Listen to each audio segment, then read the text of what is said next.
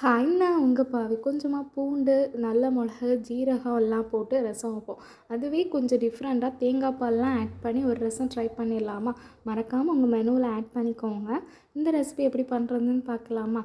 அதுக்கு உரலில் கொஞ்சமாக ஜீரகம் நல்ல மிளகு கறிவேப்பிலை பச்சை மிளகா பூண்டு ஆட் பண்ணி இந்த மாதிரி கொரன்னு சதைச்சி எடுத்துக்கோங்க. அது ஒரு ஓரமாக எடுத்து வச்சுக்கலாம். அப்புறம் கடாயை ஹீட் பண்ணி அதில் கொஞ்சமாக ஆயில் ஆட் பண்ணி கடுகு உளுந்து ஒரு காஞ்ச மிளகா அப்புறம் 2 குட்டியான தக்காளி அதை குட்டி குட்டியாக சாப் பண்ணி ஆட் பண்ணிக்கோங்க.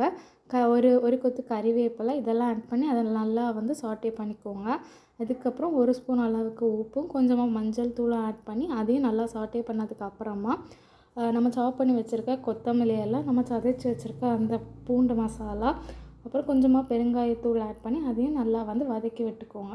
அப்புறம் ஒரு லெமன் சைஸ் அளவுக்கு புளியை எடுத்து அதையும் கரைச்சி ஆட் பண்ணிக்கோங்க. ஒரு 2 கப் அளவு தண்ணி வச்சு இந்த மாதிரி பபிள்ஸ் வந்த பிறகு 2வது தேங்காய் பாலை ஆட் பண்ணி அதுவும் லைட்டாக கொதிச்சதுக்கு அப்புறமா ஃபஸ்ட்டு எடுத்த தேங்காய் பாலை ஆட் பண்ணிக்கோங்க. 2வது தேங்காய் பால் 1 கப்பு அப்புறம் ஃபஸ்ட்டு எடுத்த தேங்காய் பால் அரை கப்புன்ற அளவுக்கு ஆட் பண்ணி லாஸ்ட்டாக கொத்தமல்லி எல்லாம் ஆட் பண்ணி இறக்குனீங்கன்னா ரசம் ரெடி.